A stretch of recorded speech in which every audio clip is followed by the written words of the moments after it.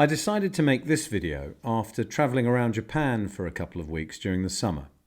In it, I talk about my sole watch companion for that trip, the Lange Söhne Odysseus, and why it was a superb choice.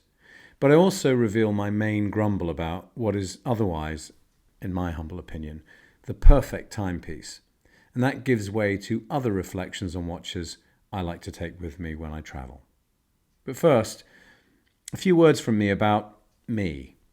I'm neither a journalist nor do I consider myself a YouTuber. I'm just a guy who has found himself making content about his enthusiasm for watches. It's a private hobby of mine, which I'm doing for love, and perhaps also for the kudos that comes with my sons believing that I might one day receive a YouTube button. Initially, I began posting YouTube content on a monthly basis. However, I soon wound up feeling like I had to continue to do so, even when I didn't feel that I had anything I wanted to say. I suspect that's a feeling other content creators will relate to. And I really didn't want to fall into that behavior or to become beholden to the YouTube algorithms. It might sound odd for me to say this, but I didn't want to create content just to keep the views flowing, simply for likes and subscribes. So I didn't.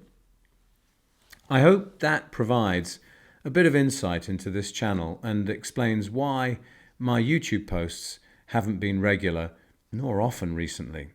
I felt I owed you an explanation. Rest assured, when I do have something I'd like to share, I will record and publish more content. Thank you for tuning in.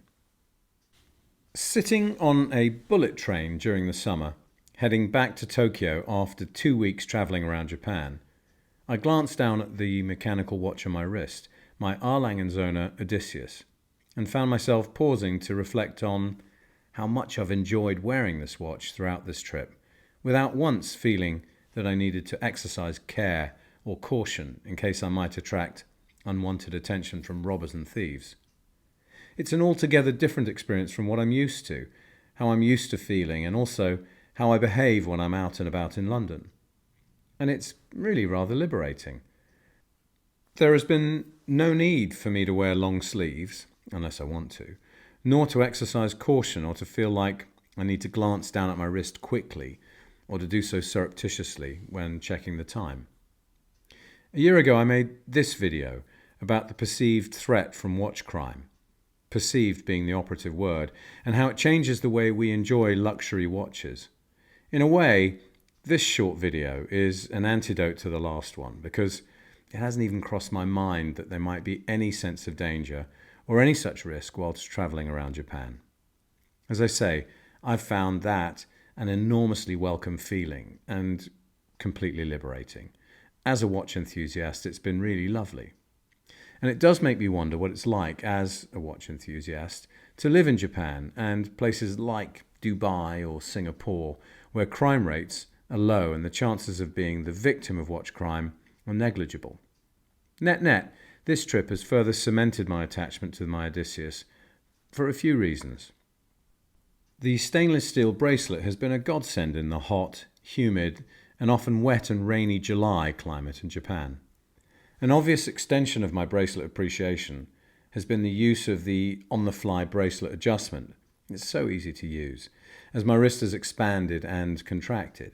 It's been helpful because I have felt the need to adjust this pretty much daily, sometimes a few times each day, just as things have started to feel that little bit too tight or that little bit too loose. It's all done and over within a couple of seconds. I really like the day-date function because it keeps me on track when I'm away. Perhaps it's just me, but I tend to forget what day it is when I'm travelling or when I'm away on holiday, let alone the date. And in quiet moments, I was able to take the watch off and lose myself, just for a few moments at a time, peering through the sapphire crystal caseback. It's such an indulgence. For me, the Odysseus has got it all. As a watch enthusiast, I have found that there is an incidental benefit when browsing in and out of watch shops wearing a timepiece of this caliber. Let's face it, it really shouldn't matter what watch you're wearing, nor should it make a blind bit of difference to how you're received. But when I was in Tokyo, I ventured into various watch stores, and I found that the store managers tended to notice and remark upon my Odysseus. Perhaps this is all in my mind, and as salespeople they were simply trying to connect, but I nevertheless found this a helpful byproduct of wearing the Odysseus, insofar as they knew to take my interest seriously. In a way, the Odysseus is a status symbol that watch people understand, because the Odysseus, a bit like a Patek Nautilus or an FP Journe Chronometre Bleu, it's not a starter watch. You can't simply walk into Alangesohne and buy one. It's likely to be at least a second or third watch purchase, and that underscores the fact that you're a serious punter, which was something I felt was helpful when visiting some of the more high-end stores like Patek Philippe and Greubel Forsey. So is there a downside to the Odysseus? Well, yes, I think there is. There are a few minor things which amount to little or nothing of consequence. For example, if I'm being really very picky, a GMT hand would have been a welcome addition. I have an iPhone to easily check a second or another time zone when I'm traveling, so I can't really fault the Odysseus for that. Although, on a more recent trip to Hong Kong, I thoroughly enjoyed my latest purchase, the Patek Calatrava Pilot 7234G, which has, in my opinion, the best dual time zone functionality out there. Although in other ways, it lacks the big day-date functionality of the Odysseus. In fact, I find the date function on this watch very tricky to read at a glance, pretty though it is. I felt a little forlorn not to have brought other watches with me on this Japan trip. My Odysseus was the only timepiece travel companion, largely because, as a family, we were travelling around the country, so the decision was made to travel light. There were times during that 2-week trip where I might have enjoyed wearing another watch, but that's hardly a fault of the watch, once again. So one might accuse the wearer, and perhaps the Odysseus, for being a little bit samey and boring. I mean, it's so comfortable, adaptable, and such a good performer. There's no drama or fuss.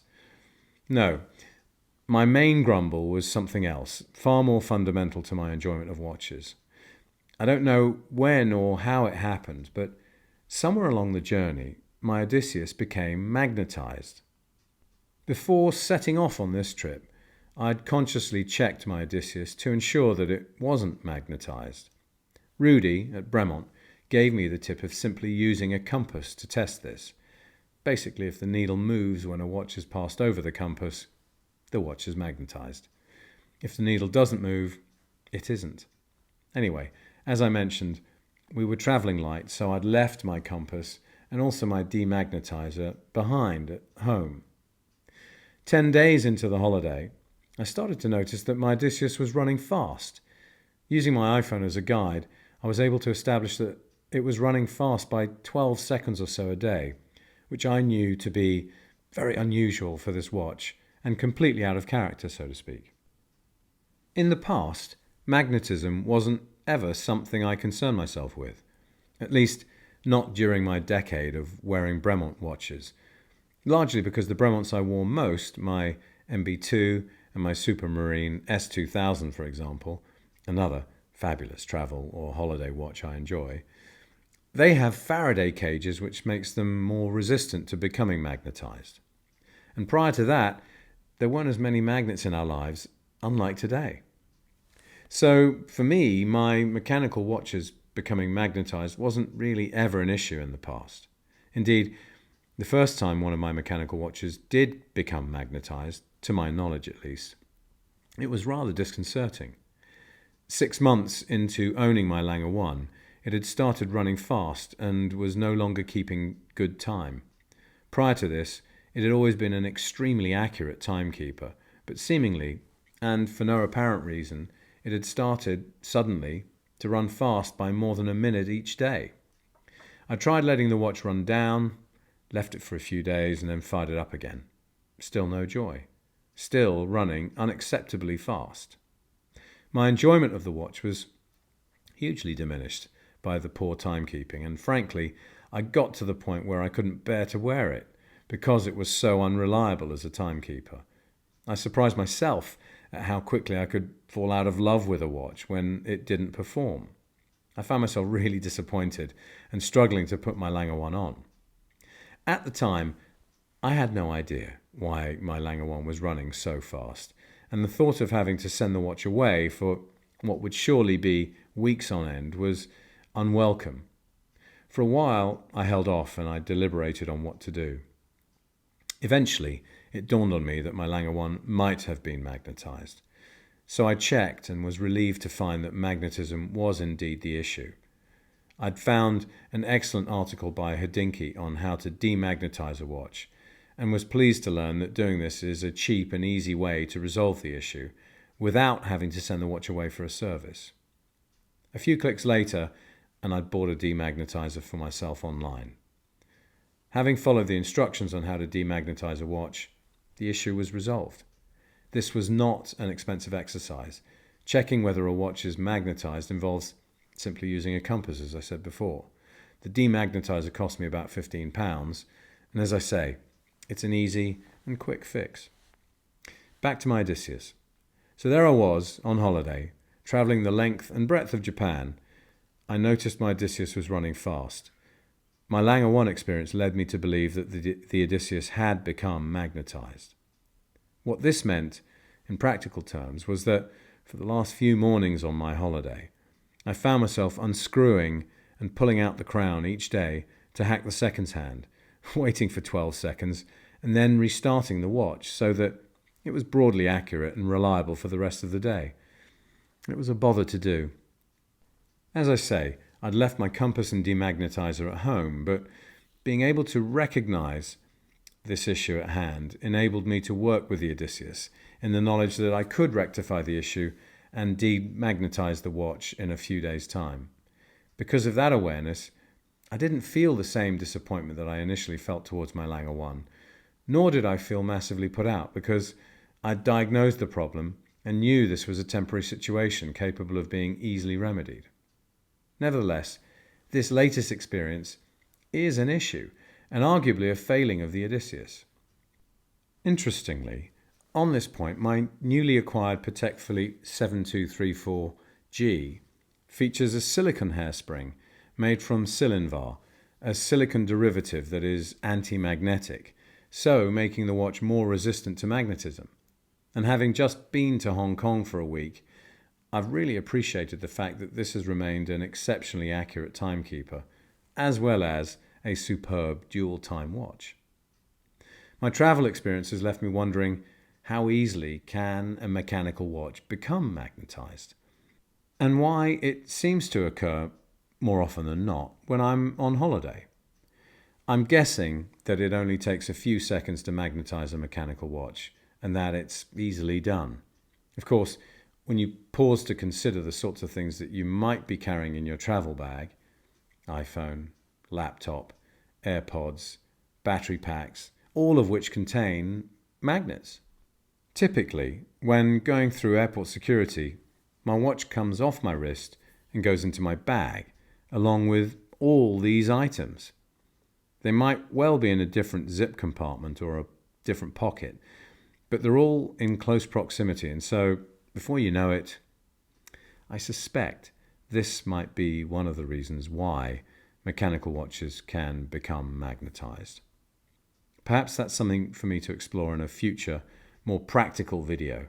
In the meantime, give some thought and consideration to how you might avoid magnetizing your mechanical watch when you're next traveling.